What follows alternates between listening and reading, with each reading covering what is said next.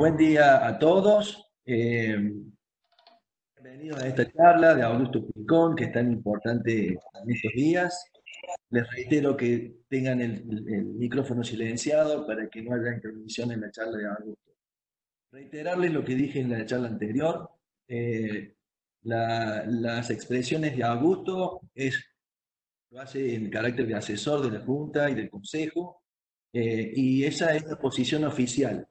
Por eso es muy importante esta charla y las dudas que ustedes tengan, porque está interpretando lo que la Junta y lo que el colegio, en definitiva, es la posición que ha asumido. Así que, bueno, Augusto, es todo tuyo. Empecemos. Bueno, perfecto. Bueno, a ver, les voy a explicar también a los que están ahí, que veo caras que estuvieron el martes pasado. Voy a repetir la misma charla que dimos el martes pasado, sobre todo para los que no lo pudieron escuchar.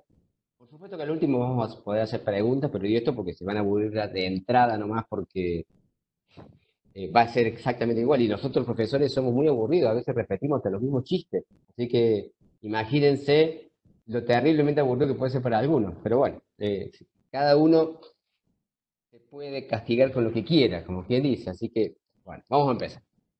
Antes que nada, lo mismo que decíamos la vez pasada, en el sentido de que, ¿qué vamos a hacer acá? Vamos a dar, en realidad, las herramientas para poder interpretar las normas. Vamos a juntar toda la información que hay como para poder ayudarlos a ustedes a tener las herramientas necesarias para poder interpretar la norma y ver en qué casos deben actuar y en qué casos no deben actuar. Esto, o sea, siempre, como en toda situación, el escribano debe examinar los casos que se presenten y saber si puede actuar o no puede actuar.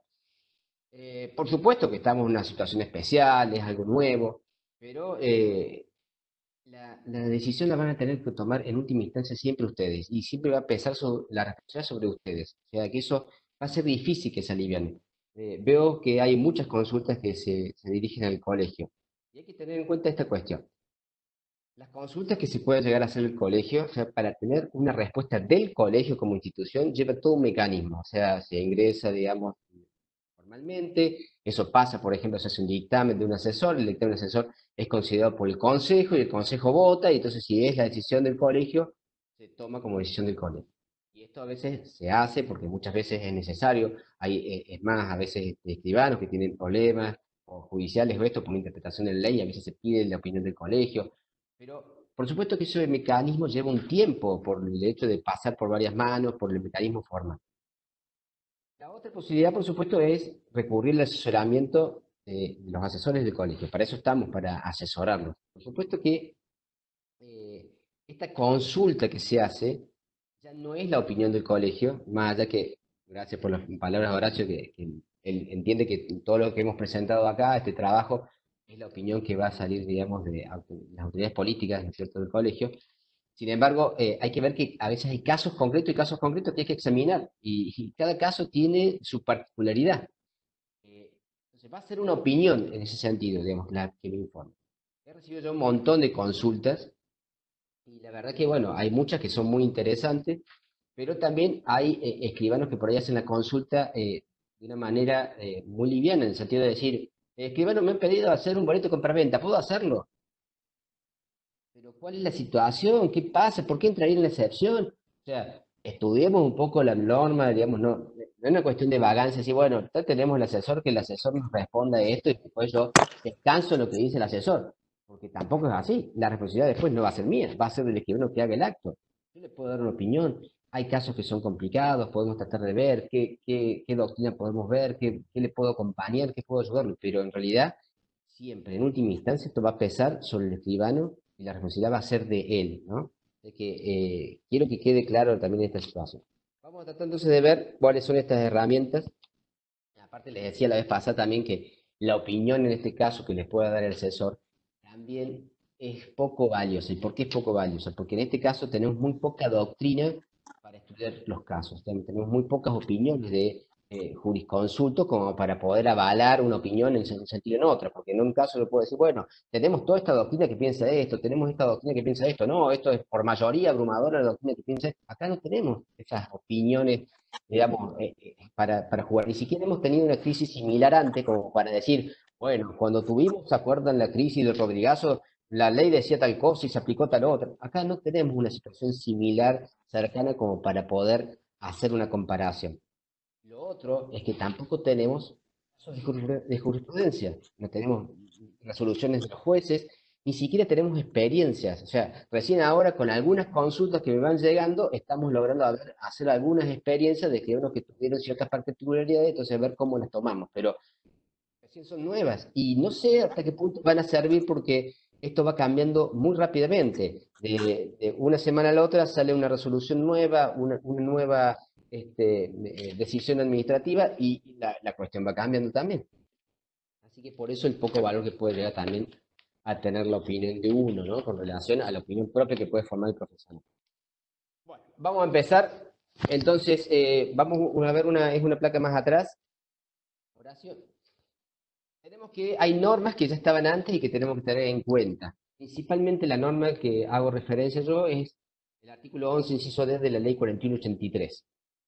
Esa norma, además, que ya estaba, que no es nueva, establece la obligación de prestar el servicio notario. Entonces nosotros tenemos un deber, tenemos que cumplir la prestación del servicio notarial. No es algo que, como en otras, a ver, hay profesiones liberales en las cuales pueden optar si toman un trabajo o no toman el trabajo. Acá, en nuestro caso, no tenemos esa posibilidad. Si nos requiere el servicio notarial, yo tengo que prestarlo.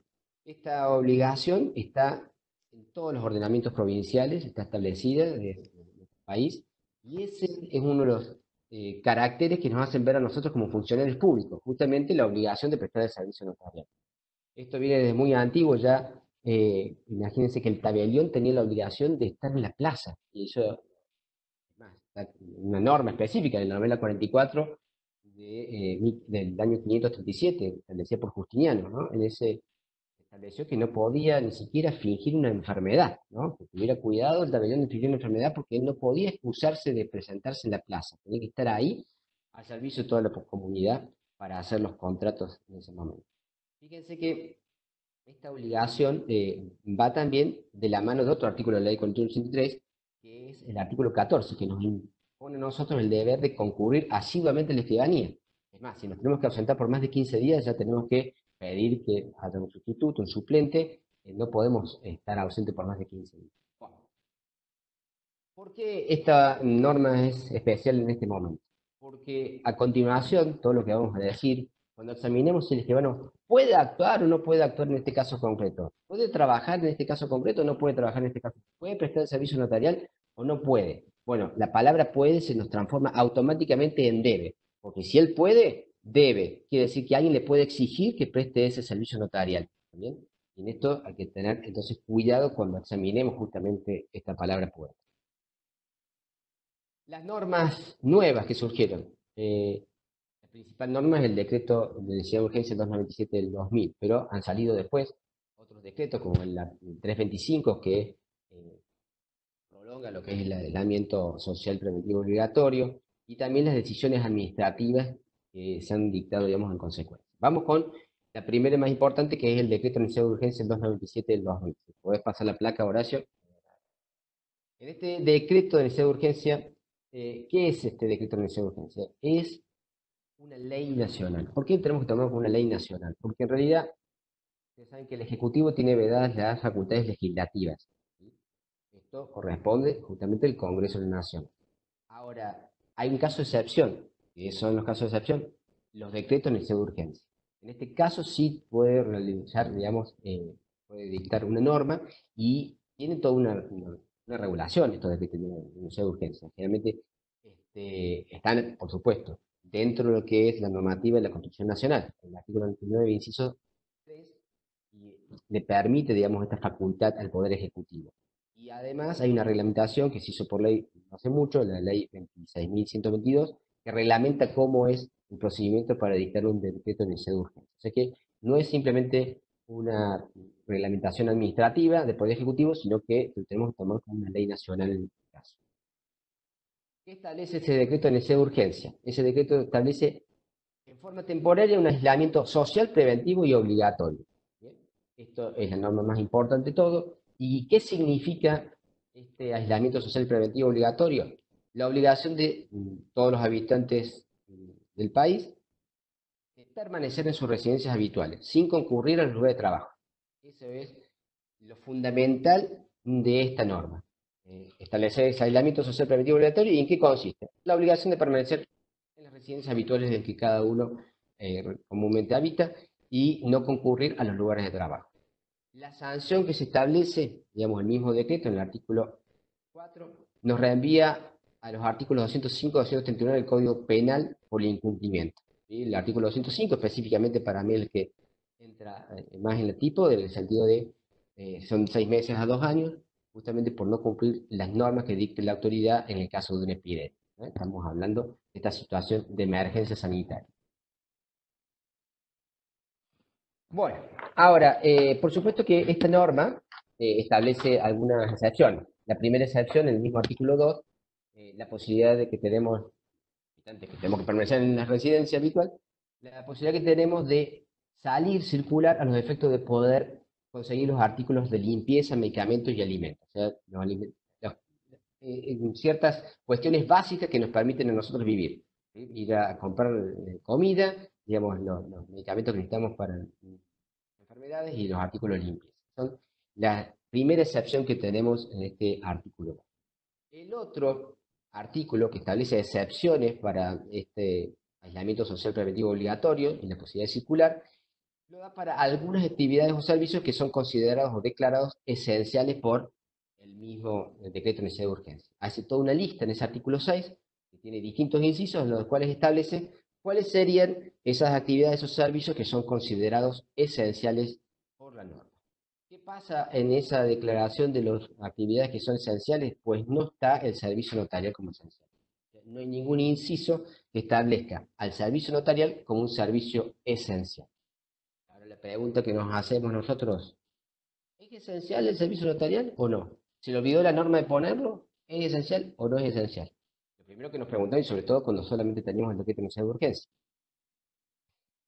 Ahora, la cuestión para poder examinar esto es ver, bueno, ¿qué pasa? ¿Qué hace el notario? ¿Qué es la fe pública?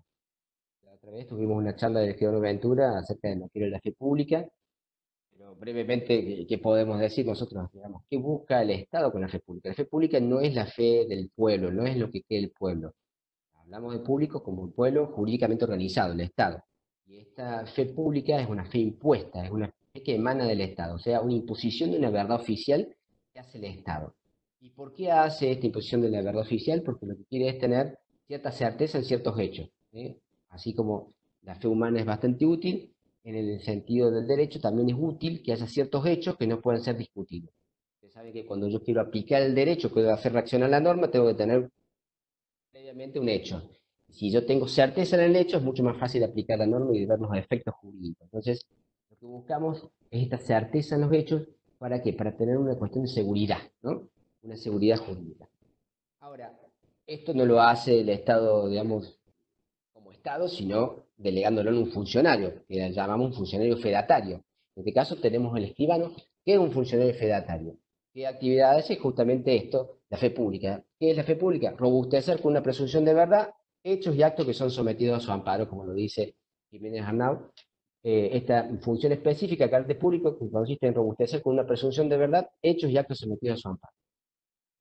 Pero en el caso del escribano, este funcionario fedatario tiene características especiales, que además de ser funcionario fedatario, es profesional del derecho. Y al ser profesional del derecho se le agrega un plus, porque él, al conocer el derecho, él puede asesorar a las partes del negocio que van a hacer para que ese negocio sea válido, sea eficaz. Es más, nosotros decimos que el escribano da forma legal a la voluntad de las partes. El escribano toma la voluntad del sujeto y le da forma legal. ¿Para qué? Para que pueda tener todas sus consecuencias, todo lo que buscaron estas personas, todos los efectos que estas personas buscaron, que la tengan. Y principalmente que no haya conflictos el día de mañana en esta relación jurídica que se está creando. Por eso se dice que el escribano es un funcionario de la paz.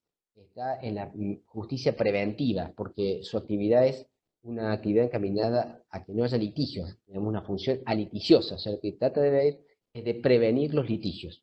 Por eso Couture decía que a escribanía abierta, juzgado cerrado. ¿Por qué? Cuanto más notario, menos juez.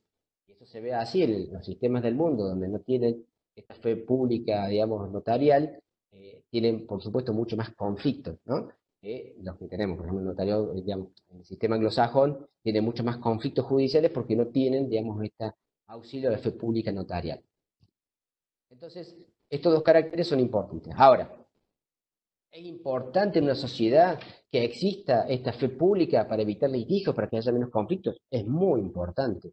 Cualquier sociedad civilizada no se prestaría de tal si no tuviera un servicio notarial de estas características. Ahora, esta importancia que nosotros tenemos, ¿podemos llegar a decir es esencial? ¿Cómo calificamos esto de esencial? Yo lo que veo es que no tenemos que tomar esto de esencial, digamos, como una calificación que nosotros podemos hacer en abstracto. Esta calificación de esencial tenemos que hacerla en concreto. A ver, el decreto ministerial de urgencia no se hizo una calificación de actividades que son más importantes que otras por simple cuestión, sino en relación a la situación de emergencia en la que cual estamos transitando. O sea, dijo, bueno, a ver, tenemos una situación de emergencia sanitaria. ¿Cuáles son las actividades que yo necesito, que son disponibles en este momento? Y es una situación coyuntural. Entonces, la declaración de una actividad como esencial es una cuestión que se determina por un tiempo y un lugar determinado. O sea, es simplemente coyuntural al momento. Esta emergencia sanitaria hace que algunas actividades sean indispensables. Ahora, hay que pensar que si esa, eh, esa emergencia sanitaria fuera de distinta índole, también podría ser de distinta índole la declaración de actividades que son esenciales. Yo decía, si hubiera una enfermedad mucho más grave en cuanto al contagio, que fuera más rápido en su contagio, que fuera la incubación mucho más rápida. A lo mejor la emergencia sanitaria y el aislamiento se establece por 5 días, pero un aislamiento máximo. Y entonces ya, por ejemplo, ni siquiera podemos salir a hacer compras de alimentos. Entonces los supermercados tienen que estar cerrados. Y entonces los supermercados, digamos, la provisión de alimentos no es una actividad esencial. No, no es una actividad esencial. Queremos que todo el mundo esté en su casa y coma arroz hasta que no pueda más, y si se le acabó el arroz, se hace un té con la rosa que tiene el jardín, pero no sale a comprar alimento. Entonces, no es una actividad esencial, y en ese caso lo determinó que no era una actividad esencial. Por eso depende de la situación, del tiempo, de la emergencia que estamos viviendo, de la enfermedad, digamos, que quiere evitar. Por eso yo entiendo que no podemos tener ese orgullo herido, de decir, ay, no nos declararon actividad esencial, ¿cómo se pueden prestar a esto? Nuestra actividad es muy importante. Sí, nuestra actividad es muy importante, pero no podemos pedir que declaren algo esencial si tenemos una emergencia sanitaria de ciertas características. Así, por ejemplo, Echegaray pareció muy ofendido cuando sacó un comunicado por parte del Colegio de la Provincia de Buenos Aires, sacó un comunicado en el cual decía que las escribanías debían permanecer cerradas, ¿no? Cuando se declaró el decreto de urgencia, dice las escribanas deben estar cerradas. Sin embargo, bueno, hay situaciones de emergencia que los escribanos tienen que atender. Entonces decía, esto es una contradicción. ¿Cómo va a decir que las escribanías deben permanecer cerradas si el notario tiene que ir a realizar ciertas situaciones de emergencia, si tiene que cubrir ciertas situaciones de emergencia? Entonces las escribanías tendrían que estar abiertas para este notario, digamos, de cierta manera. Distinto es lo que digamos, lo que pensaba Terk en ese momento, decía, no, la escribanía tiene que estar cerrada, tiene que evitarse toda asociación de personas, cualquier digamos, actividad que no esté especialmente establecida, digamos, que permite esa reunión de personas. O sea que había opiniones, por supuesto, con relación a esta cuestión. Ahora, esta actividad, además de ser un servicio, digamos, prestado a la comunidad y que nosotros entendemos como muy importante y que digamos, está encaminado a la seguridad jurídica y que posibilita que no haya conflictos, todo, además de ser una potestad federataria que se nos delega a nosotros por parte del Estado para cumplir con estas cuestiones, también el ejercicio de esta potestad federataria es nuestro trabajo, es la manera que nosotros tenemos, digamos, de subsistir. Y algunos podrían pensar, bueno, pero a ver, si esta tarea que yo realizo es también mi trabajo, evidentemente que, digamos, es un derecho constitucional, digamos, tengo un derecho que tiene que ser protegido, porque la Constitución me establece mi derecho a trabajar. Entonces, yo puedo exigir, de cierta manera, que se me permita a mí trabajar, abrir la escribanía, porque yo tengo mi derecho a trabajar. Evidentemente que no vamos a ser la única actividad que va a poder esgrimir su derecho a trabajo, a obtener, digamos, lo que necesita uno para subsistir día a día. Pero evidentemente que cuando no hay en este caso una jurisprudencia con relación a esto. Hay un caso de jurisprudencia, por ejemplo, que es muy interesante de alguien que pidió, digamos, ejercer su derecho a circular, que era un derecho constitucional, y porque este decreto se lo estaba prohibiendo. Y por supuesto que la justicia dijo, mire, es cierto que usted tiene derecho a circular, pero también hay un derecho a la vida, un derecho a la salud de la comunidad, y que en este caso tenemos que valorar, digamos, que no pueden estar los dos al mismo tiempo por esta situación de emergencia, y entonces en ese caso, esta jurisprudencia dijo que no se le permitía a esta persona el derecho a circular, o sea, que daba como constitucional el decreto en ese caso en particular. Por supuesto que yo no me cabría duda de que si un juez tiene que determinar entre mi derecho a circular para ir a trabajar, o sea, proteger mi derecho a trabajar, con relación al derecho a la salud de la comunidad, a la vida del prójimo, yo estimo que la justicia no va, en ese caso, a valorar, digamos, más mi derecho a trabajo que ese otro derecho que se está buscando, que busca, el valor que busca este decreto de necesidad de urgencia. Eh, es más, eh, yo decía también que hay muchos trabajos que tienen la misma situación y gente que está en peores posibilidades, digamos. Quiero pensar en un albañil que tiene el dinero con que vive día a día. Nosotros se supone que es una actividad que tenemos que prestar y es más, cuando nosotros, para ejercer notariado se nos pide una fianza. Si bien ahora queda como medio simbólica, la idea de esa fianza es decir, bueno, usted tiene que tener cierto patrimonio, digamos, con el cual estar tranquilo por parte del Estado que usted va a responder en ciertos casos. Ese sería el patrimonio que yo tendría que tener para poder hacer mi actividad o que si me pasara algo pudiera estar, digamos, subsistiendo sin que entre un estado de quiebra o un estado de zozobra. Pero dejando eso de lado, hay que pensar que lo principal de este decreto es que no prohíbe el derecho a trabajar. O sea, en realidad no va encaminado directo a decir no puede trabajar. Lo que busca es que la gente no circule y por ende no va a poder ir a su lugar de trabajo, pero no es que le prohíba el derecho a trabajar. ¿Esto qué quiere decir? Que nosotros podríamos trabajar si pudiéramos hacer algo digamos, a distancia. Una de las cuestiones básicas que uno puede hacer a distancia es el asesoramiento. El asesoramiento se puede hacer a distancia porque puedo usar la teleconferencia, la comunicación telefónica, y yo por ese asesoramiento también puedo cobrar. Es cierto que muchos escribanos no cobran el asesoramiento, pero es bastante útil cobrar el asesoramiento.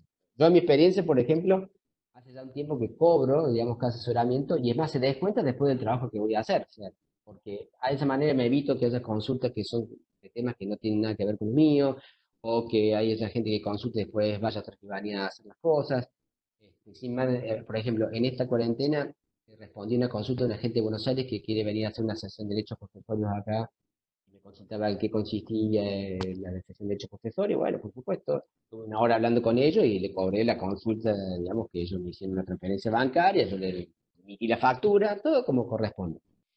Y en esto hay que darle importancia a ese asesoramiento, no es simplemente una comunicación de alguien más, es alguien que tiene un conocimiento que tiene que brindar. Y en muchos casos es bueno, digamos, hacer un buen asesoramiento. Alguien nos puede venir y decir, escribano, quiero hacer un testamento. Bueno, a ver, por supuesto tenemos las dos opciones, hacerlo por instrumento público o por un testamento hológrafo o por instrumento privado. Ahora, en el caso particular acá, no me cabe en duda que el mejor asesoramiento es indicarle decir, mire, si usted tiene la posibilidad, ¿por qué no lo hace de ahí en su casa? De cómo hacer un testamento hológrafo. Yo lo voy a asesorar de cómo hacerlo como corresponde, y usted va a poder hacerlo. Y yo le cobraré por ese asesoramiento. Y me parece que es una mejor solución que derivarlo o llevarlo a hacer un testamento por escritura pública hoy en día con todas las consecuencias, y viendo si podríamos entrar en no en las excepciones, digamos, por el caso, con todo lo que lleva esto, porque tenemos que tener testigos a los cuales tenemos que estar moviendo, tenemos que estar haciendo reunión del pleno por lo menos cuatro personas, el escribano, la persona que va a testar y los dos testigos. O sea que no me cabe en duda que el mejor asesoramiento sería hacer un testamento hológrafo. Pero, por supuesto, hay que ver los casos en particulares. Y hay casos, por supuesto, en los cuales no vamos a poder actuar. Esto tenemos que saberlo. No somos, digamos, todopoderosos. No vamos a poder hacerlo todo. Ahora, en este caso, también hay que hacer hincapié en que no se prohíbe trabajar, y no solamente que no se prohíbe trabajar, sino que cualquier acto que realice el escribano no va a ser nulo. No hay una sanción de nulidad, digamos, para las actuaciones que realice el escribano. Por supuesto que se expone a que pueda ser sancionado penalmente, porque si él hace un trabajo y no está dentro de las excepciones que están previstas, evidentemente que él puede ser sancionado por circular, ir a hacer, no sé, un acto, digamos, circulando, yendo a la escribanía, yendo a algún lado, donde él no podía llegar a circular porque no tiene la posibilidad de hacerlo, pero el acto va a ser válido, porque no hay una sanción de nulidad expresa en ese sentido, porque no se está limitando siquiera el derecho del trabajo en sí, sino la posibilidad de circulación del acto. Bueno, otra de las excepciones, si querés podemos pasar al otro, la otra filmina, Horacio. Otra de las excepciones que establece el artículo 6 es, en su inciso sexto, una excepción. Horacio, no sé si me está escuchando, se puede pasar la filmina a la que sigue. Capaz que se puede tomar un café porque él debe estar aburrido ya de escuchar cientos y cientos de disertación y esta que está repetida con más, lo justifico. Lo vamos a tener que llamar por teléfono para que me cambie la filmina. Bueno, en el inciso sexto del artículo 6 hay una excepción, digamos, que no es una actividad esencial, no habla de una actividad esencial, sino que habla de una cuestión más genérica, sino que cualquiera, ¿no es cierto? Cualquier persona que deba atender una situación de fuerza mayor. O sea, que no es una actividad en concreto. Te mando el correo de Caco. No me mandes ningún correo, Horacio. Bueno, les decía, este artículo, este inciso sexto, eh, abre, digamos, como el abanico, digamos, a todas estas actividades esenciales. ¿Por qué? Porque en un principio, digamos, tenemos la determinación de ciertas actividades esenciales que pueden circular para justamente cumplir con esa actividad esencial. Pero en el artículo sexto se abre el abanico porque es para cualquier persona que tenga que ir a hacer algo con relación a atender una situación que habla de fuerza mayor. Entonces, yo pensaba, ¿qué situación podríamos estar estableciendo así? Simplemente, por ejemplo, yo pensaba en el ejemplo de que se me rompe el caño, ¿sí? De la provisión de agua, para que me llene el tanque de agua, y entonces yo puedo llamar a un plomero y decir, vení, atendeme esto, porque por favor necesito esta cuestión. Es un hecho de fuerza mayor, qué sé yo, a lo mejor porque qué sé yo, cayó un rayo y partió el caño, porque, no sé, se cayó un árbol y me partió el caño, lo que fuera. La cuestión es que este hecho justifica, en cierta manera, que alguien haga una actividad que generalmente no es una actividad esencial, pero como tiene que venir a cubrir un hecho de fuerza mayor, la puede realizar. En este caso, por ejemplo, pensaba en el plomero que tenía que venir a atender digamos, a mí, en mi casa, iba a tener que circular, venir a mi casa para arreglar el caño y pudiera tener agua para sustituir. ¿Sí? Bien. Horacio, hola. Escucha, acá somos. Vamos, Eh, vamos a ese. llamarlo. Bueno, entonces, les decía, en ese caso, digamos, en particular, digamos, había una excepción que es más amplia, no es una actividad concreta, sino cualquier actividad que tenga que atender un hecho de fuerza mayor. Ahora, la cuestión es entender qué es un hecho de fuerza mayor, ¿no? Algunos hablan del hecho de la mano de Dios, ¿no? Y para tratar de entenderlo, bueno, a ver, ¿dónde está en nuestra legislación establecido el derecho de fuerza mayor? En el artículo 1730, ahí hay una normativa que establece cuál es el hecho de fuerza mayor y lo da como sinónimo de caso fortuito. O sea, caso fortuito de fuerza mayor es exactamente lo mismo. ¿Sí?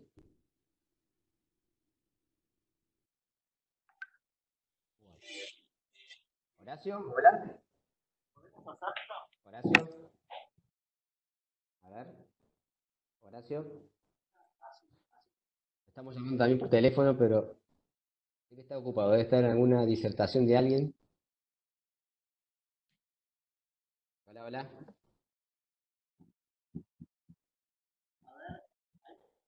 No. Bueno.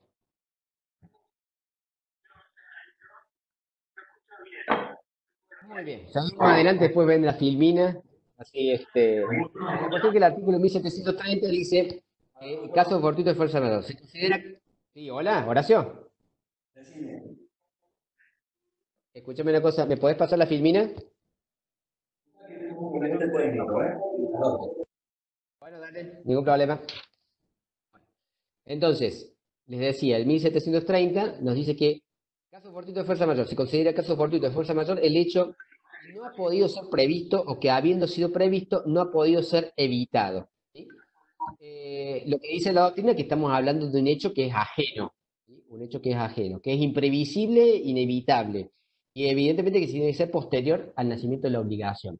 Porque en realidad cuando habla la doctrina del caso fortuito de fuerza mayor, es que lo exime de responsabilidad del sujeto. El sujeto tendría que responder, ¿sí? Pero acá no estamos hablando simplemente de probar un hecho negativo de que no tenía culpa, sino que en realidad se ha suscitado un hecho que le ha impedido cumplir con su obligación, o a lo mejor no ser responsable en la que sería la antigua responsabilidad extra contractual. O sea, a ver, para el caso concreto yo tenía que pagar una deuda, pero evidentemente que si me dictan un decreto de necesidad de urgencia que no puedo circular, no puedo ir a pagar la deuda, salvo que lo pueda hacer de alguna otra manera, pero si no puedo hacer una transferencia, no puedo hacer otro mecanismo, evidentemente que tengo la posibilidad de eximirme mi responsabilidad de los intereses que tendrían que cobrarme por mora porque yo no pude cumplir.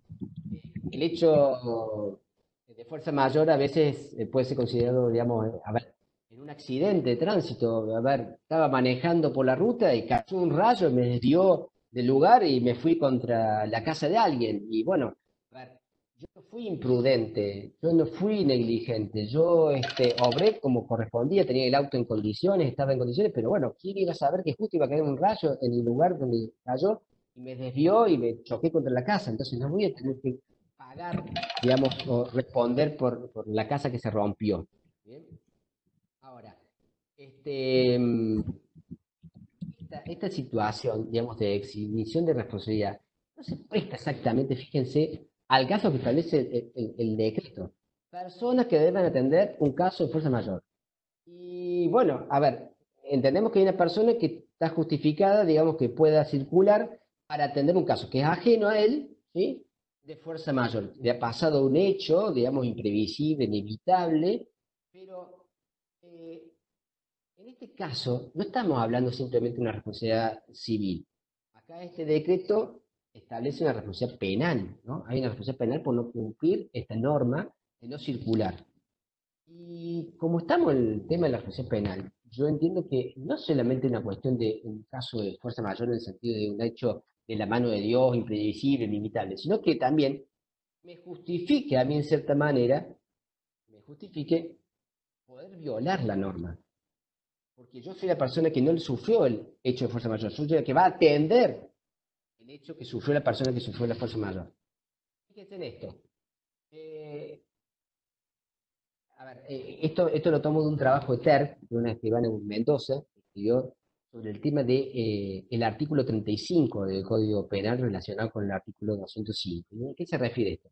Lo vincula con el estado de necesidad. ¿Se acuerdan que ustedes hay una justificación para no ser, digamos, sancionado penalmente cuando yo, por ejemplo, sufro un estado de necesidad? Y yo, el típico caso que ustedes han estudiado en la facultad seguramente, el caso del hurto de la manzana.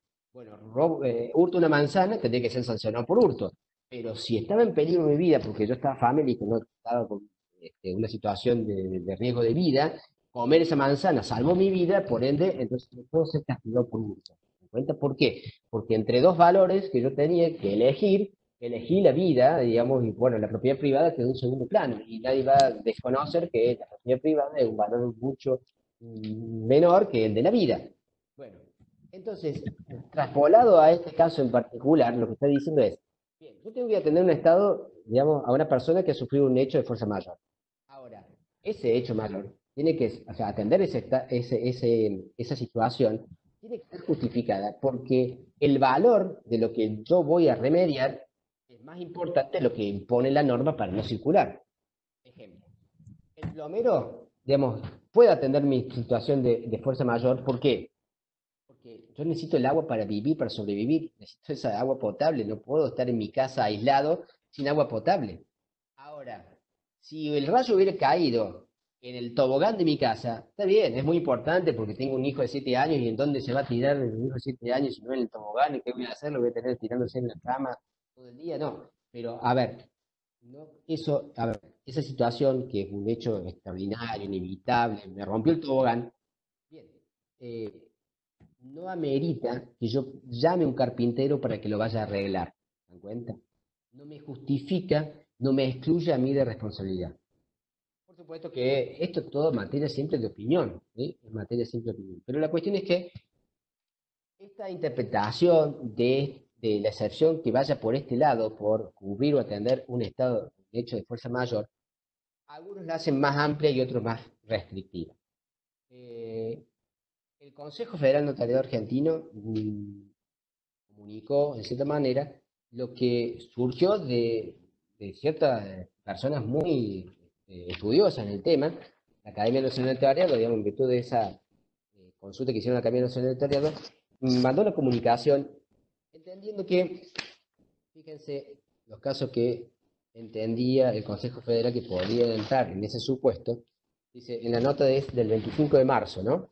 Dice que entra en la hipótesis esta, por ejemplo, la autorización de un testamento, de un acto de autoprotección, la designación de tutores, el conferir un poder, la donación de un inmueble, el verificar la presencia de un niño o un adolescente en la casa de uno de los progenitores de acuerdo con el régimen de visitas, entre otros actos jurídicos en donde se requiere la intervención de un notario. O sea que digamos, esta concepción es una interpretación muy amplia que se podría hacer, o un criterio muy amplio para evaluar, digamos, cuál es la atención de una situación producida a una persona por un hecho de fuerza mayor.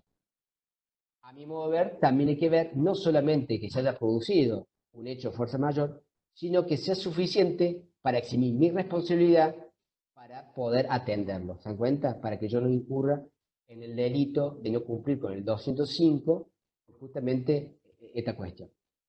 Eh, y por supuesto que esto va a dar a muchas hipótesis, pero para mí tenemos que tener en cuenta los valores que establece esta normativa.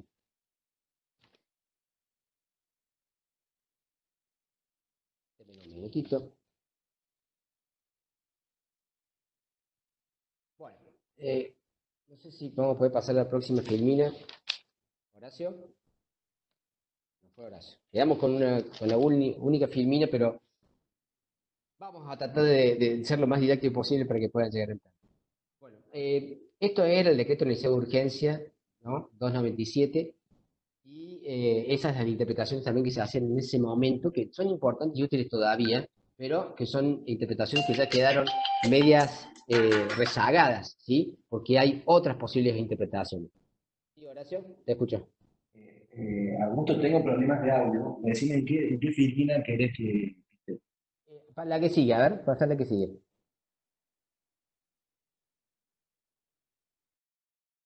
¿La que sigue? Sí.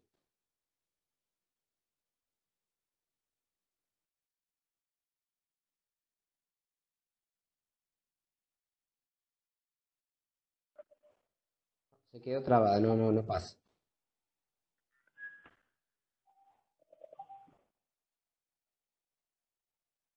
¿Qué está pasando acá? ¿No pasa? No pasa.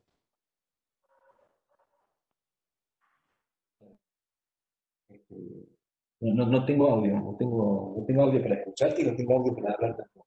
Debe haber una Creo que solución. se Seguí nomás. escucha, vos se escucha, digamos, acá en el grupo. Quizás a lo mejor no tenés el micrófono, pero bueno, seguimos así, no te problema, seguimos sin la filmina. No hay problema. Mira. Muy bien. Bueno, seguimos adelante. Entonces decía, ese decreto de necesidad de urgencia sigue estando vigente, por supuesto, pero ha sido, de cierta manera, modificado por una decisión administrativa, la decisión administrativa 467 del año 2020. Esta decisión administrativa del jefe de gabinete de ministros no es una simple decisión administrativa, sino que o sea, se dicta en virtud del mismo decreto de necesidad de urgencia 297. El decreto de necesidad de urgencia estableció todo este listado de actividades que son esenciales, también permite que se vaya ampliando este listado de actividades esenciales de acuerdo a cómo se vaya modificando la situación. Y por eso ha habido varias decisiones administrativas, digamos, con relación a todas las actividades que son consideradas esenciales. También tener en cuenta, bueno, este decreto de necesidad de urgencia, bueno, esta decisión administrativa 467, ¿sí? Establece a la actividad notarial como actividad esencial. Entonces, bueno, ya todos estamos contentos, que somos importantes, somos personas realmente grandes en esta comunidad porque somos declaradas actividad esencial. Pero fijémonos que ese decreto, esa decisión administrativa que nos establece a nosotros como una actividad esencial, establece esa actividad esencial como limitada y condicionada, digo yo. ¿Por qué limitada y condicionada? Porque no es para realizar cualquier, digamos, requerimiento, sino está limitada a ciertos casos en particulares. ¿Cuáles son los dos casos de excepción que prevé la norma? En primer lugar, el caso de excepción que prevé la norma de inciso primero es lo que nosotros podríamos llegar a hacer a los efectos de que aquellos que están declarados como actividades esenciales puedan lograr su cometido, ¿no? O sea, siempre todo en vista a continuar con todas las actividades que son declaradas esenciales. Pero fíjense, no solamente que debemos trabajar para personas que hagan una actividad esencial, sino que el acto que se nos requiere a nosotros realizar, el instrumento que se nos requiere a nosotros realizar, tiene que ver con esa actividad esencial que la persona va a realizar. Yo les ponía el ejemplo, bien burdo, esa reunión, el tema de una persona que es personal de Fuerzas Armadas, supongamos un policía. Este policía es una actividad esencial, digamos, la que cumple, sí, es una actividad esencial la que él cumple. Ahora, él tiene permiso para circular mientras cumple su actividad esencial. O sea que él, cuando termine su horario de trabajo, no puede ir a pasear al parque y tomar mate, porque él no puede circular si no es para cumplir su actividad esencial. Ahora, la actividad esencial que hace el escribano son todas que tienen que ver con estas personas que deben cumplir la actividad esencial, pero siempre relacionados con actos que debemos hacer para que esta persona pueda cumplir su actividad esencial. O sea, que si este policía viene a pedir a mí que le certifique la firma en un contrato de alquiler, debe decir, no. ¿Por qué? Porque en realidad, está bien, vos cumplís una actividad esencial, pero lo que me estás pidiendo no posibilita o no tu actividad esencial. ¿Sí? Entonces, en esto tenemos que ser claros, digamos, que hay una limitación muy grande en cuanto a los casos que podemos tomar para poder actuar. Están limitados en cuanto al sujeto, porque el sujeto tiene que cumplir una actividad esencial, ¿sí? Y esa actividad esencial, digamos, y el acto que vamos a realizar, el instrumento que vamos a realizar, tiene que estar conectado con esa actividad esencial, o sea, para cumplir con esa actividad esencial. La otra excepción que tenemos es la posibilidad de realizar actos que tengan que ver, eh, actos que están destinados a evitar el traslado de personas para cobrar beneficios sociales. Esa es la otra situación que se dio y capaz que justamente esta norma estuvo acelerada por la situación que se vivió hace poco tiempo cuando se permitió a los jubilados ir a cobrar sus jubilaciones al banco sin establecer todo un mecanismo para que no se juntara tanta gente. Bueno, la cuestión es que se vio, digamos, útil en ese sentido que los notarios pudiéramos hacer instrumentos, la posibilidad de que otras personas puedan cobrar en nombre de estos sujetos, ya sea certificando la firma en instrumentos privados o haciendo poderes, pero posibilitando que estas personas no fueran a cobrar sus jubilaciones y pensiones. Ahora, ¿es para cualquier persona que quiera cobrar una jubilación o una pensión? No, solamente para las personas que están en situación de riesgo. ¿Cuáles son las personas que están en situación de riesgo? Bueno, las personas mayores de 65 años, las embarazadas, o sea, las que son inmunodeprimidos, que tienen alguna enfermedad digamos, preexistente, que en ese caso los pone en una situación de riesgo. Entonces, para evitar que ellos vayan a cobrar o percibir personalmente esas jubilaciones, esos haberes, esas a lo mejor asignaciones familiares, etcétera, se permite en ese caso la actuación por parte nuestra. Pero siempre limitados en estos casos a las personas que estén en esa situación de riesgo, no para cualquier persona. Lo otro que establece esta decisión administrativa, en este caso, en este último caso, es la gratuidad del servicio notarial. O sea que en estos casos que nosotros tenemos que hacer estos poderes o certificar firmas para que en los poderes para que hagan no por escritura pública, sino por instrumento privado, establece la gratuidad de ese servicio notarial. Y en esto se ha discutido si corresponde o no corresponde esta decisión administrativa legislar acerca de la gratuidad de este servicio. ¿Por qué? Porque estamos hablando de una normativa nacional y todo lo que corresponde a honorarios es materia reservada por parte de las provincias. Corresponde entonces a las provincias establecer, digamos, esta situación. De todas maneras, esto también se ha dado en otras situaciones en particular, por ejemplo, lo que era el bien de familia y jurisprudencia sobre el tema del bien de familia, donde se establecen, digamos, ciertas limitaciones para el cobro de honorarios y hoy el régimen de vivienda también hace lo propio, también hace, figuran ciertas limitaciones para el cobro de honorarios en la afectación al régimen de vivienda. Bueno, tenemos jurisprudencia en esos casos en que la justicia resulta a favor, digamos, de esas limitaciones que considero casos esenciales particulares por la situación especial que se da con la afectación de vivienda, digamos, por la protección de los derechos que quiere establecer. Entonces, por esa situación especial, digamos, justificaba a lo mejor que fuera materia, digamos, de orden nacional. Habrá que discutirlo y verlo en su momento, pero en este caso también hay un caso particular, ¿no? Digamos, la cuestión asistencial, si se quiere. Y también esto lo veía con la determinación que se hace, porque fíjense que habla de jubilaciones, pero no establece que tengan que ser jubilaciones mínimas.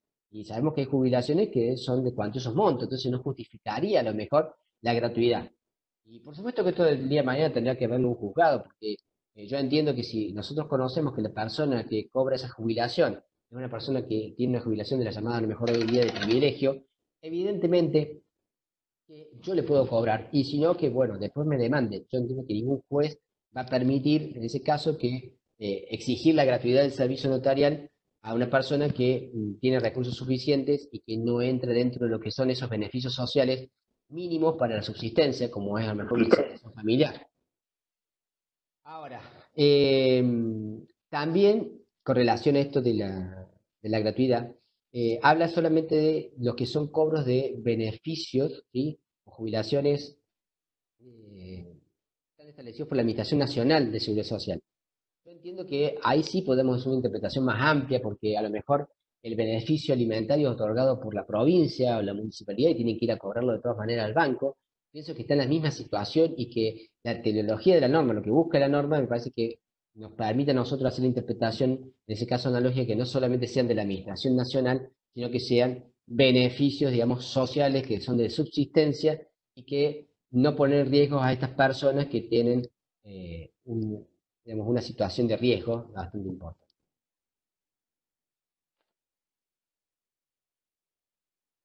Bueno, además, decíamos de la limitación que establece la norma, tenemos otra cuestión que es, de lo que hablo, que es limitada y condicionada. ¿Condicionada por qué?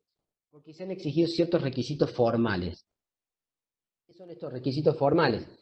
Bueno, justamente se pide, digamos, dos requisitos formales que establece la norma. Veamos. Dice así. El inciso A. Dejar constancia en los respectivos documentos que autoricen los motivos que justifican su intervención con expresa mención del decreto 297 del 2020 y de la presente, o sea, de elección administrativa. O sea que se nos pide un requisito, digamos, que hace al rito, así como hay legislación provincial que hace al rito, de las normas que nosotros tenemos que tener en cuenta al momento de llevar a cabo el documento, las formalidades, las solemnidades que debemos cumplir, así como, por ejemplo, sea que tenemos que hacerlo en tinta negra, si lo hacemos impresora, así como que la legislación nacional nos exige dejar constancia al final de una escritura de la lectura del instrumento. Bueno, acá esta normativa nos pide que dejemos constancia de las resoluciones que hemos tenido en cuenta para evaluar que estamos en un caso de excepción, que en principio tiene que ser mínimamente el decreto 297 y la decisión administrativa 467, pero además de eso nos pide que también expresemos el motivo, dejar constancia, ¿sí? En los documentos que autoricen, de los motivos que justifican su intervención. Cuando habla del documento que autoricen, se refiere al documento que nosotros hacemos. Si es una escritura pública, es claro que tenemos que dejarlo en la matriz, pero también en el testimonio, porque se va a corresponder. Si lo dejo en la matriz, va a surgir el testimonio. ¿Qué pasa en el caso de una certificación de firmas? Bueno, acá no aclara si es en la certificación, si es en el registro de intervención. Dicen los documentos que autoricen, entonces debería ser en ambos. Ahora por ahí tengo audio, por ahí no. No tengo. Este, Escucha, que está con problemas de audio. vamos a llamarlo así, que se escucha todo lo que dice, por las dudas que vaya a insultar a alguno de los comparecientes acá. Vamos a llamarlo.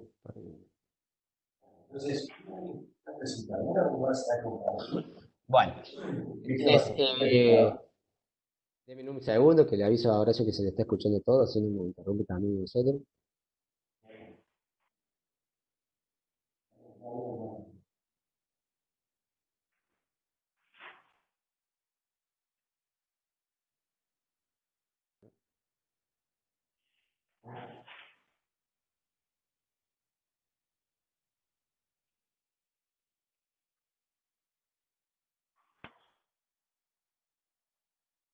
Bueno, ahí le avisamos a ver que se lo está escuchando, de vez en cuando, por lo menos. Bueno, entonces le decía que va, a mi modo de ver, en ambos instrumentos, tanto en la certificación de firmas como en el acta que hacemos en el registro de intervenciones, porque como la ley no distingue y entonces los documentos que autoricemos, tendría que ir en ambos instrumentos. Tanto el motivo como las normativas que tenemos en cuenta nosotros para calificar el acto como excepción. Lo otro es hacer una... Perdón, quería hablarles del motivo, ¿no? Cuando hablabas del motivo. Fíjense que el motivo no es simplemente comunicar que estamos con una persona que hace una actividad esencial. O sea, que no nos justifica a nosotros, el que realice una actividad esencial, el hecho de nosotros poder actuar. O sea, no porque una persona realice una actividad esencial, digamos, nosotros podemos actuar. O sea, que el motivo no puede quedar limitado a decir, bueno, estoy actuando porque hay una persona que cumple una actividad esencial que me está pidiendo realizar el acto. No, tendría que ser en todo caso algo mayor, digamos, ir más profundamente, porque esa persona que realiza una actividad esencial, el acto que nosotros realizamos tiene que ser para cumplir esa actividad esencial. O sea, que el motivo que justifique que nosotros actuemos tendría que ser un motivo, digamos, con este doble elemento, en el sentido de que un elemento es que esta persona realiza una actividad esencial y después que con mi instrumento él va a poder cumplir su actividad esencial. Esa sería, digamos, la cuestión. Por ejemplo, venía un caso, me preguntaban, ¿tengo que certificar la firma en un contrato de arrendamiento para que la persona pueda continuar arrendando el campo? Bueno, sí, esta persona, digamos que realiza, que es productora agropecuaria, realiza una actividad que es considerada esencial. Está en uno de los incisos del decreto reglamentario, perfecto. Pero no solamente eso justifica que nosotros actuemos, sino que estamos certificando la firma en un contrato de arrendamiento que necesita para poder continuar, digamos, con la explotación agropecuaria. ¿Se dan cuenta? No es cualquier otro instrumento. No es un departamento con compró un nuevo acuerdo a este productor de como inversión. ¿Sí? Eso tiene que quedar claro en ese sentido, digamos, y en el motivo tiene que quedar claro también. Digamos, cómo yo califiqué que el acto entra dentro de las excepciones que están previstas. Ese motivo, por supuesto, nos lo tiene que decir la persona que va a requerir nuestros servicios. No lo vamos a saber nosotros. Ahora, ¿hace falta acreditar ese motivo? No, en principio no hace falta. La norma no nos pide que acreditemos nada. Ni que realice, digamos, que es un sujeto que realiza actividad esencial, ni que esto va a ser utilizado para realizar la actividad esencial. Pero nos tiene que decir que va a ser utilizado para realizar su actividad esencial. Entonces, esa calificación tengo que hacerlo en virtud de lo que esta persona me dice. Algunos dicen, bueno, pero por lo menos que me justifique que tiene el permiso para circular, así yo sé si realmente está haciendo actividad esencial. Bueno, puede ser, de buena práctica, a lo mejor pedirle el permiso. De esa manera yo puedo entender o no entender esta situación, o por lo menos tener la certeza o tener una cierta seguridad de que esta persona realiza una actividad esencial. Ahora, ese permiso de circulación no es tampoco una seguridad enorme, porque nosotros tenemos que, se hace con una declaración jurada, o sea que cualquier persona podría hacer una declaración jurada falsa y presentarnos el certificado. También hay otros elementos para probar, digamos, la situación de que realice una actividad esencial, pero no todas las actividades esenciales o actividades esenciales tienen una justificación precisa o concreta o con algún instrumento particular. Ustedes piensen, por ejemplo, que también una de las excepciones es las personas que tienen que atender a personas mayores. ¿Y cómo me justifica, cómo me prueba a mí que tiene que atender a una persona mayor? Y va a ser muy difícil que me lo pueda probar. Por eso yo entiendo que queda en el ámbito de la buena fe. Así como las personas que utilizamos en nuestras escrituras que declaren si, ¿cuál es su estado civil? Ah, soy soltero. Y bueno, me quedo con la duda, ¿qué hago? ¿Hago una investigación? ¿Contrato un detective privado? No. Simplemente lo declara, yo lo pongo y queda en el ámbito de la buena fe. No hay posibilidad de probarlo tampoco en un caso anterior. Bien, en estos casos en particular yo creo que no lo pide la norma y no deberíamos tampoco exigirlo. Por supuesto, lo que sí me parece importante es que quede bien acreditado el motivo, o sea, que esta persona realiza una actividad esencial y que este instrumento es para realizar esa actividad esencial. Lo otro es que nos pide la norma, es la comunicación al colegio a los 10 días de corridos de realizar determinados aislamientos preventivo y obligatorio. O sea, no tenemos que comunicarlo a los 10 días realizó el acto, sino a los 10 días desde que termine el aislamiento preventivo social y obligatorio. O sea, de acá a un tiempo, no sabemos cuándo. Ahí 10 días corridos habla la norma. No pueden ser corridos porque evidentemente que el colegio no va a estar abierto un día domingo. Es un error de la norma. Lo importante es que cuando comuniquemos todos los actos que nosotros hemos realizado en este ámbito de excepción, dice la norma, deberá también acreditar el cumplimiento de los requisitos. ¿Qué requisitos? Los requisitos que pide la norma. ¿Cuáles son los requisitos que pide la norma? Bueno, haber actuado en una situación ordinaria, digamos que entre en la excepción, y que además coloque en ese instrumento los motivos que justifican esa actuación. Dice específicamente la norma. Dentro de los 10 días de corridos, dentro de los 10 días corridos del mes inmediato siguiente de la finalización del aislamiento social preventivo y obligatorio, notificar al colegio profesional que corresponda a cualquier acto protocolar o certificación de firmas realizados con fundamentos en la presente y acreditar el cumplimiento de los requisitos expuestos. O sea que tengo que acreditar el cumplimiento de qué requerimientos. Los requerimientos formales, de que yo puse en esos instrumentos los motivos y las normas que justificaban mi actuar. Por eso entiendo que también va a ser necesario no solamente hacer una nota que comunique al colegio los actos en los cuales yo he intervenido, sino también a lo mejor acompañar una fotografía, una fotocopia de esos instrumentos para acreditar que yo he cumplido en poner los motivos que justifican esta cuestión. Y importante el tema de la certificación de firmas, porque la certificación de firmas se va, ese instrumento, no lo voy a tener de mañana para corroborar. El colegio profesional, por supuesto que después tiene su obligación. Más adelante, en la misma normativa, en la lesión administrativa, dice que el colegio profesional después tiene la obligación justamente de pedir, de recibir todas estas notificaciones y, por supuesto, hacer lo que corresponda, pero en esto a ver, como una legislación nacional no tiene en cuenta cuestiones que son a veces eh, diferentes en cada ámbito provincial. En nuestro caso, el colegio profesional no está a cargo de lo que es la disciplina, ¿no? En el sentido de que ahí tenemos un tribunal de disciplina que es el que se encarga generalmente de todo lo que son las responsabilidades disciplinarias. Por supuesto que el colegio va a recibir esas notificaciones y tendrá que evaluarlo y sí tiene la obligación cuando detecta, digamos, alguna irregularidad, comunicar al tribunal de disciplina. Entonces, si las personas, por ejemplo, comunica haber realizado actos durante este aislamiento preventivo obligatorio y no acredita el cumplimiento de los requisitos y tendrá que comunicar al Tribunal de Disciplina esta.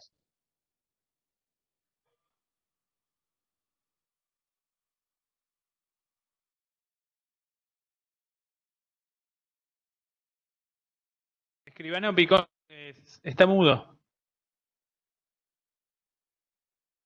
Hace mucho estaba mudo, ¿no? ¿Poquito? Bueno, No, les un ratito. decía, Ya, bueno, un ratito. les decía, a ver, retomo por el tema del colegio escribano. El colegio escribano tiene la obligación de solicitar o recibir todas estas notificaciones que tienen que hacer los escribanos y estaba viendo el cuadro que me estaban poniendo, yo me platico en el cuadro. Esto está al final, todavía no. Bueno, le decía, el colegio escribano tiene la obligación de recibir estas notificaciones y esta decisión administrativa hace referencia a que los colegios escribanos tienen que actuar y sancionar a las personas que no cumplan con esta obligación, pero en realidad el colegio escribano no tiene los títulos de la potestad disciplinaria, es que está eh, delegada por el Poder Ejecutivo en un tribunal de disciplina, ¿sí? Y ese tribunal de disciplina que tiene que actuar, digamos, sancionando a los escribanos que no cumplen. El colegio escribano no lo va a hacer, pero el colegio escribano sí tiene que recibir esas comunicaciones y tendrá que, como siempre también tiene que hacer que el conocimiento de que algún escribano ha hecho una irregularidad, comunicar al tribunal de disciplina. Entonces, si en esas comunicaciones no está la acreditación de los motivos expuestos, tendrá que comunicar esto al Tribunal de Disciplina para que resuelva en consecuencia qué va a hacer ese Tribunal de Disciplina. Bueno, les comentaba que había un caso, por ejemplo, que me consultaban acerca de un escribano que decía que en su comunidad, en su municipalidad, lo habían autorizado a tener abierta la escribanía y realizar los actos que corresponden. Entonces, ¿qué opinión merecía esta situación? Nosotros decimos, mirá, el aislamiento es una norma nacional, de carácter nacional. Y por supuesto que las provincias van a poder terminar en algunos casos, ahora actualmente con esta nueva ampliación del aislamiento, que decimos que es un aislamiento administrado, porque podrán solicitar las provincias a la nación que algunas comunas no tengan ese aislamiento tan profundamente, pero eso viene de una cuestión ya de tipo administrativo. No la municipalidad por sí sola no va a poder determinar esto, digamos, y qué actividades van a ser consideradas, digamos, que pueden ampliarse y hacerse más amplio en ese aspecto. O sea, ¿a qué se refiere? No quita la responsabilidad que tiene el escribano después de cumplir esta norma, o sea, de comunicar al colegio todas las actividades que realizó durante este periodo de aislamiento y de haber cumplido los requisitos. ¿Cuáles son los requisitos? Haber puesto en esos instrumentos los motivos que justificaron haber salido, digamos, haber estado en la excepción prevista en la normativa. Y si no cumplió con eso, también el Tribunal de Disciplina podrá ser sancionado el escribano que no cumplió con la normativa que está prevista. Es así, más allá de las sanciones penales que pueden llegar a corresponder. Bien. Otra de las cuestiones que tiene el colegio profesional establecido es que deben permanecer cerrados. Aunque permanecen cerrados, también se establece que puede haber guardias mínimas para dos temas. Por un lado, la formalización de los instrumentos y por otro lado, la legalización de los instrumentos. O sea, uno está al principio y otro está al final. O sea, el principio porque necesitamos para formalizar los instrumentos papelería que solamente vende el colegio de escribanos.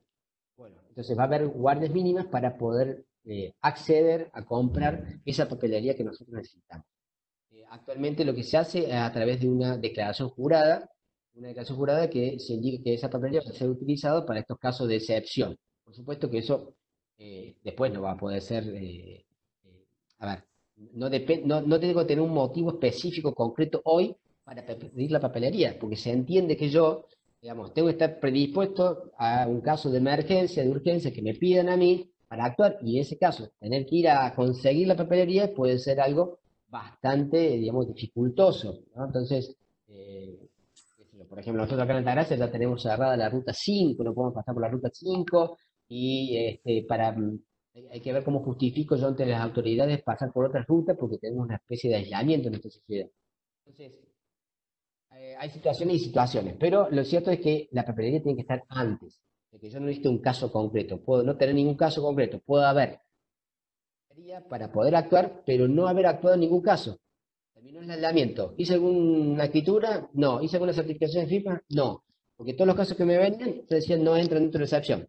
Pero aunque compré papelería para hacerlos, no se me dio ningún caso, pero yo lo tenía que tener. Eso es importante porque el escribano, para actuar, tiene que tener previamente la papelería. Entonces, esa declaración jurada solamente es decir que yo la voy a utilizar para estos actos que entran dentro de la excepción.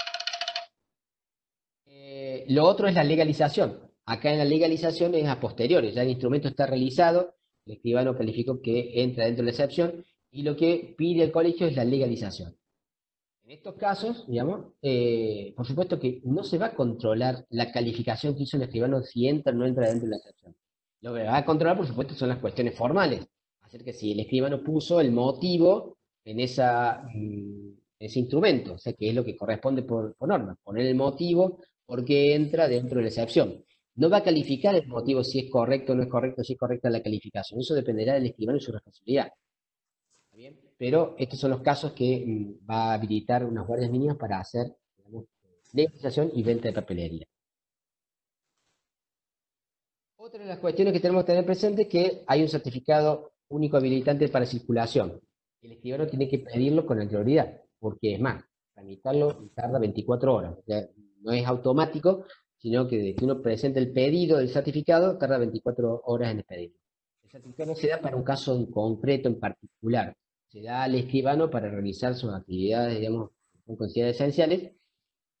Ahora, ese permiso, que yo puedo utilizarlo, tengo que utilizarlo como corresponde, o sea, para moverme específicamente lo mínimo indispensable para cumplir con la normativa que yo tengo en mente. Eh, ¿Qué quiere decir? Eso quiere decir que en realidad, digamos, si nosotros tenemos ese permiso para circular, no es para circular por cualquier lado, es para cumplir con nuestra actividad, como cualquier otra persona. O sea, a ver, todas las otras personas que tienen también el permiso para circular como actividad esencial, no lo pueden hacer porque sí, porque, bueno, no, de paso se me dio porque quería ir a visitar a mi primo, no, de paso quería ir a ver, recorrer un poco porque quería airearme un poco, no, para ir a cumplir la actividad esencial y punto, ¿se encuentra? O sea que esta es la cuestión. Entonces, más allá que tenemos un permiso general, digamos, tenemos que usarlo responsablemente para actuar, o sea, para los pedidos que tenemos concretos. Por eso entendemos que no deberían estar abiertas la escribanía como comúnmente ocurre, porque nosotros primero damos una imagen hacia la sociedad que está errada, como si nuestra actividad fuera común y corriente, y la actividad no es común y corriente. No es como a veces lo publican a veces en los titulares, hay escribano ahora que puede actuar. No, ojo, porque la excepción es tanta que casi no podemos actuar. Entonces, darle la imagen de lo que realmente tenemos. Una escribanía que solamente va a actuar en los casos de excepción. Y esos casos de excepción son excepcionalísimos. Por eso, lo recomendable es simplemente tenerla cerrada, a lo mejor poner un número de teléfono al cual recurrir ante la emergencia para hacer las consultas, calificar a ver si es una situación de emergencia o no. Y en ese caso, voy, concurro a la escribanía y lo atiendo, o voy al domicilio particular y lo atiendo, pero no tenerla permanentemente abierta para recibir gente y que la gente venga a consultar si entra o no entra dentro del caso, emitiendo circulación de gente, aglomeramiento de gente, ya tengo que tener una secretaria para que los atienda. No, en principio, a lo mínimo indispensable. Bien. Quería decirles, un minutito. Bueno, la sanción y la responsabilidad. Ustedes saben que hablamos perfectamente que la sanción principal que está establecida para el incumplimiento de esta normativa es una sanción penal. Artículo 205, 239 del Código Penal. Entonces, si no cumplimos con esta normativa, digamos, principalmente que busca la normativa, que nosotros no circulemos. Si no cumplimos con la normativa, la principal sanción que tenemos es la sanción penal. Pero no solamente puede haber sanción penal, ustedes saben, como en todo hecho que nos corresponde a nosotros como escribanos, a veces hay responsabilidades de otro tipo, que pueden derivarse de una responsabilidad disciplinaria y una responsabilidad civil. ¿Sí? Por no cumplir la normativa también podemos tener responsabilidad civil. Supongamos que a mí se me ocurre abrir la escribanía de forma permanente y no solamente excepcional, para los casos en concreto, y hago trabajar a todo el personal de mi escribanía, y de esa situación, una persona que está de atender a gente y rechazando casos, se enferma y me hace responsable a mí por los daños que le produjeron. Ahora sí, no sé, estoy tratando de inventar algo, pero la cuestión es que puede traer problemas. La otra situación que veía, bueno, por supuesto, la correspondiente sanción disciplinaria que corresponde también al escribano por no cumplir la normativa, y en el caso particular, por ejemplo, los requisitos formales. Esto de no poner los motivos que justifican que está establecido en la norma, ¿no? Pero más allá de la cuestión de la sanción, ¿no? Porque uno siempre está pensando en la sanción, qué pasaría con la sanción, qué pasaría, digamos, si yo no cumplo, qué... Y esto no es lo que debe a veces nosotros preocuparnos. ¿Sí? Yo quisiera cerrar un poco la charla con lo que es la responsabilidad preventiva, ¿no? Un concepto que el profesor Ventura nos enseña y nos repite muchas veces, y que a veces, bueno, entra de tanta repetición que a veces hace, ¿no? Pero también es importante, porque uno cuando habla de responsabilidad siempre tiene esta cuestión medio patológica. A ver, responsabilidad es lo que se sucede como consecuencia de no haber cumplido la norma. Entonces, siempre la cuestión patológica. ¿Qué pasa cuando yo no cumplo la norma? Y eso es la responsabilidad. Y no vemos la responsabilidad como el sentido que comúnmente tiene en la comunidad. Cuando nosotros hablamos de una persona responsable en la comunidad, no estamos hablando de una persona que responda cuando la norma, digamos, lo castigue, ¿no? Cuando buscamos, por ejemplo, un escribano responsable, no estamos buscando una persona que nos pueda reparar los daños cuando se equivoque. No, estamos buscando una persona que sea responsable, que no se equivoque. Entonces, el concepto, ahora sí podemos pasar la placa, Horacio, si me están escuchando, la última placa. Este, ¿Qué significaría, digamos? Ya, Es el obrar con cuidado de producción para evitar la producción de daños. ¿Sí? Ese sería el concepto, digamos, positivo de la responsabilidad. O sea, que no tenemos que ver tanto la consecuencia, digamos, por el incumplimiento de la norma, sino más bien que en lo comunidad, lo común, lo general es que el profesional cumpla la norma. Que el escribano sea una persona responsable, no porque está pagando los daños que produjo, sino que en general no produce daño, que en general actúa bien, que en general, digamos, cumple la mayor parte de las normas. Esto porque nosotros cuando estudiamos responsabilidad lo vemos desde el punto de vista patológico y está estudiado desde ese punto de vista, pero en realidad lo que más sucede es que la gente cumpla la norma y no que no cumpla la norma.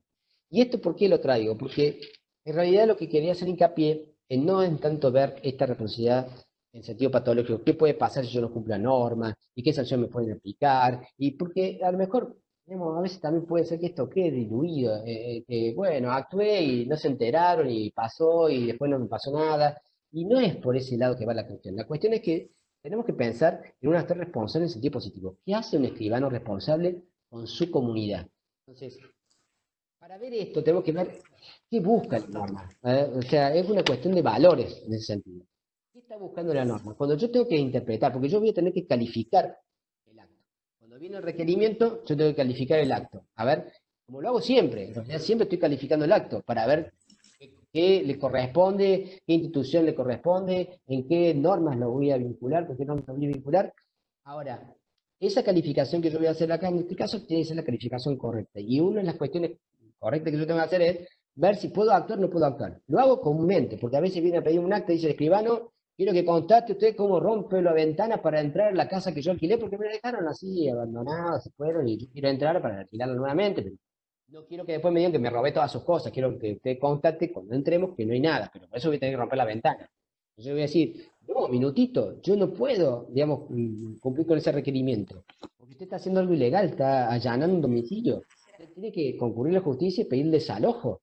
Y recién en ese caso va a poder entrar por la fuerza, pero va a ser la fuerza pública por orden del juez. No puede utilizar la fuerza propia para romper esa ventana. ¿Sí?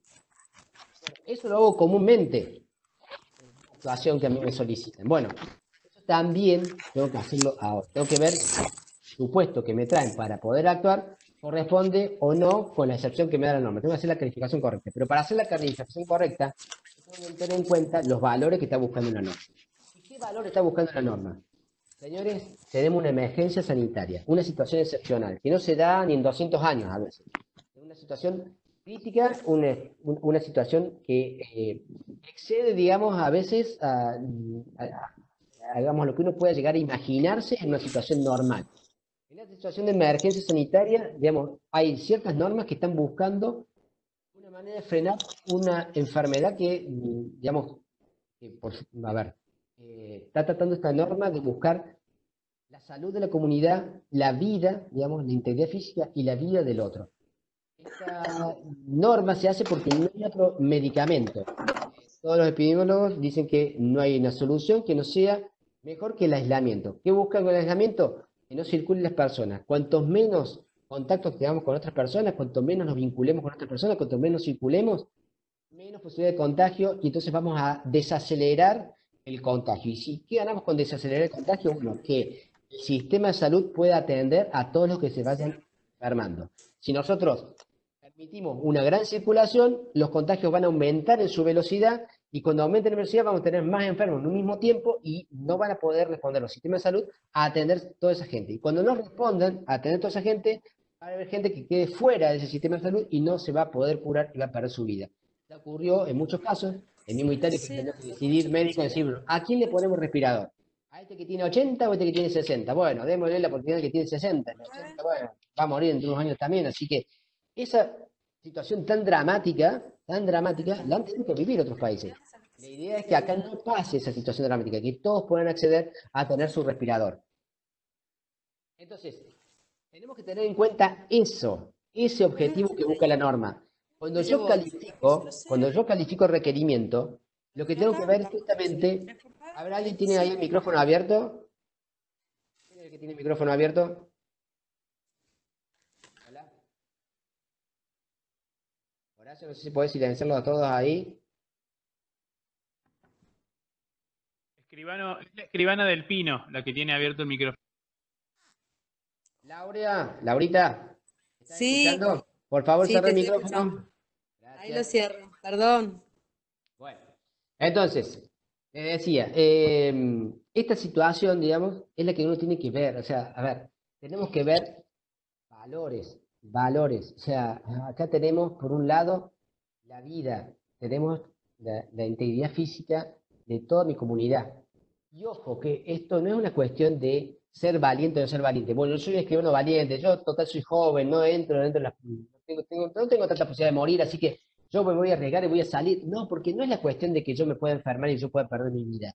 La cuestión es que cuando yo aumento esa circulación, pongo en riesgo la vida del otro, de mis seres queridos, de mis familiares, de mis amigos, porque estoy haciendo circular esto con mayor velocidad. Entonces yo tengo que tratar de quedarme en casa. Y no solamente que yo tengo que tratar de quedarme en casa, tengo que tratar que la gente también se quede en su casa. Entonces, ante tener requerimientos, yo tengo que hacer ver también esto a la gente. La gente, perdón, pero tampoco tiene tan clara esta situación. Me acuerdo una semana antes que se declarara el aislamiento, que ya teníamos algunas reservas para tratar de que no se juntara gente, esta cuestión. Tenía un acto y viene persona, por ejemplo, una persona de 72 años, asmática, concurrió a acompañar a su pareja en un acto que no tenía que firmar nada, y yo digo, ¿pero qué hace usted acá?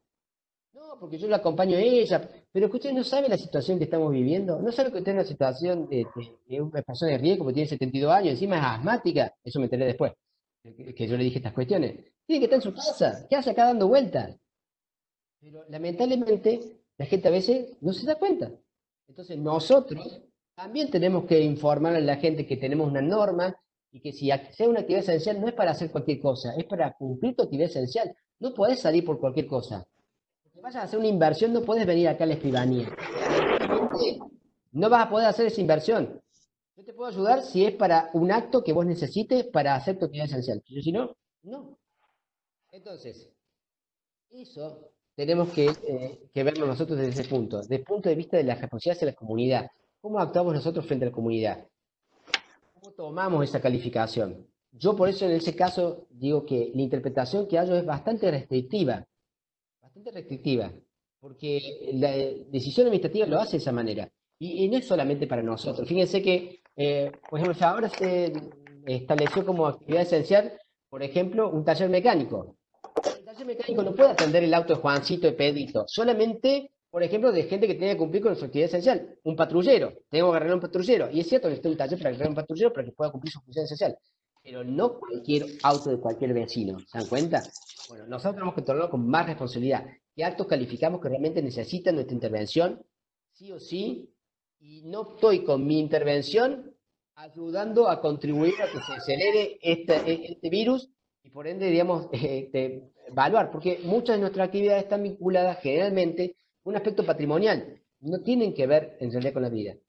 Por eso debemos tomar la decisión administrativa como lo que es, o sea, una excepción limitadísima, para que no se frene aquello básico que necesitamos para vivir. Punto. ¿Está bien? Esa sería la interpretación que yo hago. Les vuelvo a repetir. Estas son herramientas para que ustedes puedan calificar en el caso concreto cómo actuar. La calificación va a tener que venir de ustedes. La responsabilidad en última instancia va a caer sobre ustedes, porque actuaron en demasía o no, pero la cuestión es que va a caer sobre ustedes. Cómo califican a ese acto. Y sobre todo la conciencia también de haber actuado en casos que no se necesitaba, si después tenemos esta aceleración y tenemos, digamos, el día de mañana casos que no pueden ser tratados por nuestro sistema de salud. Entonces, quiero que también esto tienen que ser responsables, porque esto también tiene que pesar el día de mañana en su conciencia si ustedes no actuaron y no trataron de estar aislados, sino trataron de circular lo menos posible. ¿Eh? Bueno, hasta ahí la charla.